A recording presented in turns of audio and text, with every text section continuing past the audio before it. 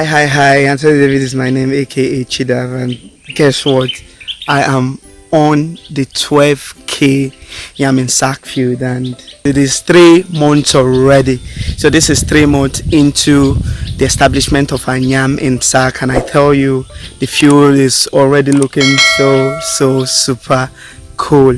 But then, a couple of things we are going to be doing on this field, and I need you to stay glued because I'm going to be sharing massive wisdom. I'm going to be sharing wisdom, information. So you're going to get value for your time. So don't just be in a haste to punch on the next button to go watch another content from Chidav Agricultural Hub. Just hold on because I'm going to be sharing a couple of information, things that would really get you ready for that your project, that your yam and sack project. So don't be in a haste to go anywhere because at Chidav Agricultural Hub, we share very informative content and we add value to your farming experience. So that's what we do here. 3 months already. It was cultivated in March. Right now we are in June. That is 3 months into the project, and we are a bit excited because of the things we are currently observing. So I'm going to be taking you through. Don't be in a haste, guys.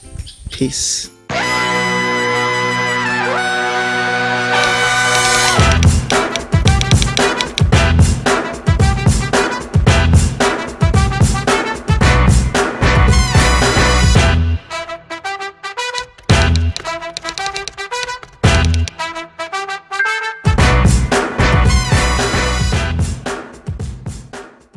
Now guys, I'm going to be taking you guys into the operation, how we did what we did, and how you should also go about with carrying out your own operation in your project. I also mentioned in the course of this video, and that is why you have to hold on, don't be in a haste. I also talked about the different plants and different stages when you should apply fertilizer to your crop. Yeah, we did that as a maintenance practice. It wasn't everything we applied fertilizer to, because if you do, you end up killing your crop. So I'm going to be explaining that. It's going to be in this video, but I won't tell you when it's going to pop up. But you have to hold on and ensure you pay attention and take record of every single thing I'm going to be talking about in this very video. Stay tuned. It has really been exciting, seeing the emergence so far. But I tell you, we also have been, faced with a couple of challenges. I told you I'm going to be telling you the good and also the ugly, not the bad, but rather the ugly. So it's been a bit challenging, staking this whole field is not an easy task. As you can see right here, everything has been staked. If you can look far enough, you can see that everything has been staked, and we did this because we want to ensure that our yam gets access to sunlight. That is the essence. You want to ensure that your yam get access to sunlight, and the only way they can get full access to sunlight is when you stake them. The leaves or the vines are going to climb, and then the leaves would have enough access to the sunlight. And you know what happens when they gain access to the sunlight? They're able to produce maximally. Yes, you need to ensure you get your field with it. You don't apply fertilizer on your crops, any kind of crop. It doesn't have to be yam. You have to take out the weeds first before you apply your either fertilizer or your manure. This is just a simple trick. You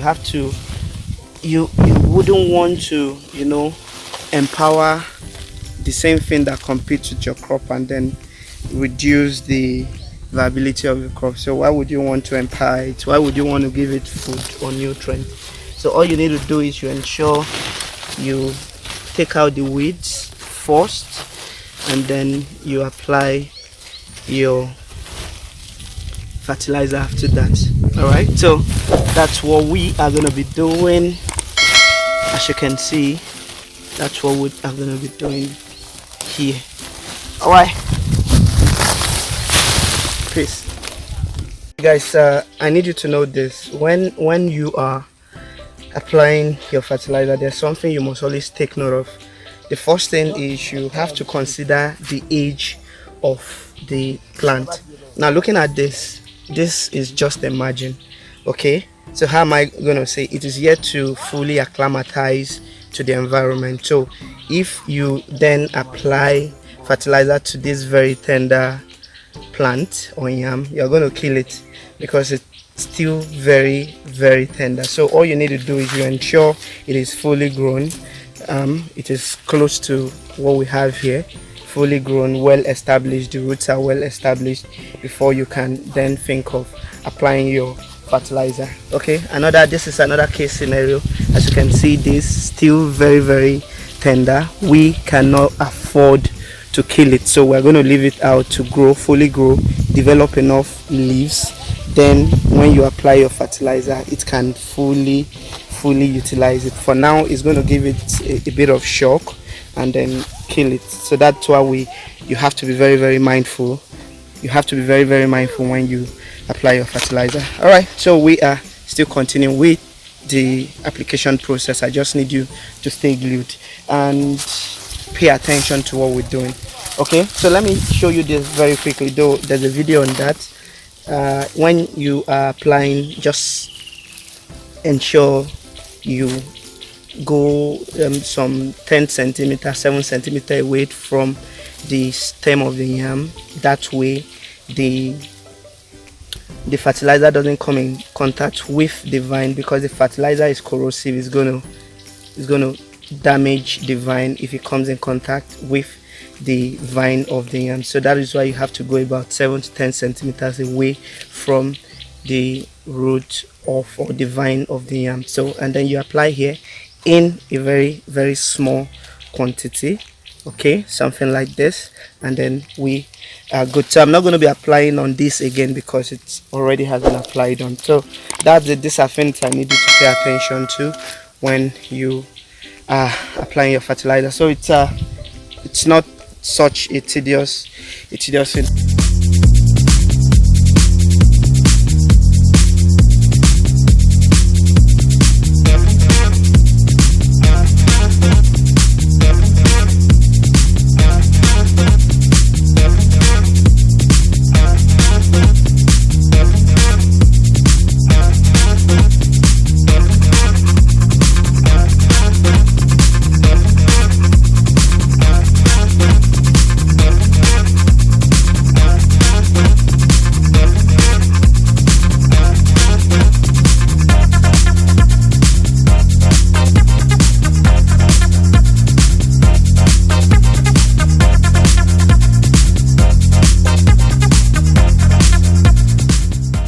Challenges and realities in yam farming, especially when you farming in sack. The first reality is that you are going to have your sacks, where, and you are going to have, like we have here, you're going to have situation where the sacks are going to tear. These are normal situations, so don't beat yourself so hard when you have such situation on your field. All you need to ensure is that you must ensure that the soil is compact. Okay, the soil is compact, and situation where the sacks have torn and then the soil is split out from the sack, you just have to ensure that you have enough heap where the yam can also grow in, like we have in here right now. So all this surface you need to maintain. Always ensure you observe your field, you observe the vines, you observe and take proactive measures, you observe the leaves, because the leaves definitely are going to tell you about 70% of what is wrong with the crop. If the plant is doing fine, if it's not doing fine, just check out the leaves will tell you a whole lot about what is happening in the plant. Reality you have to face on your field is the reality of the fact that not everything is going to emerge at the same time. Yeah, not everything is gonna emerge at the same time. So what that means is everything isn't gonna be ready at the same time.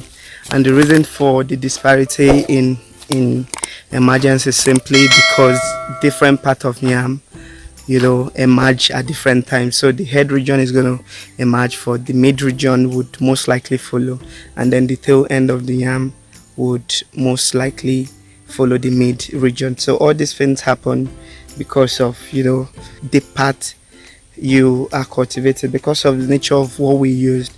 Here we used the set technique in cultivating, where we had to split our tubers into set. All right, guys, so that's basically what you do on your field when you need to take great care of your field. You need to ensure you get the best out of your field. You have to ensure that the maintenance practices are top notch and they are also timely.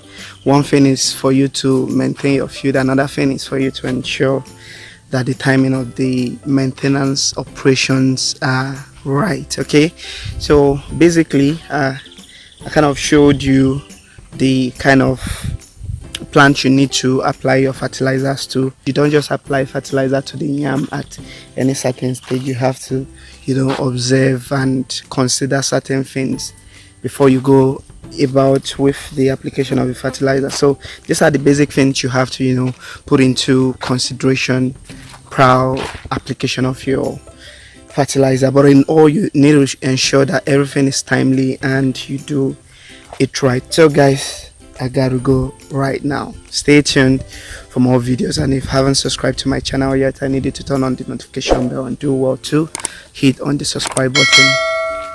Peace, guys.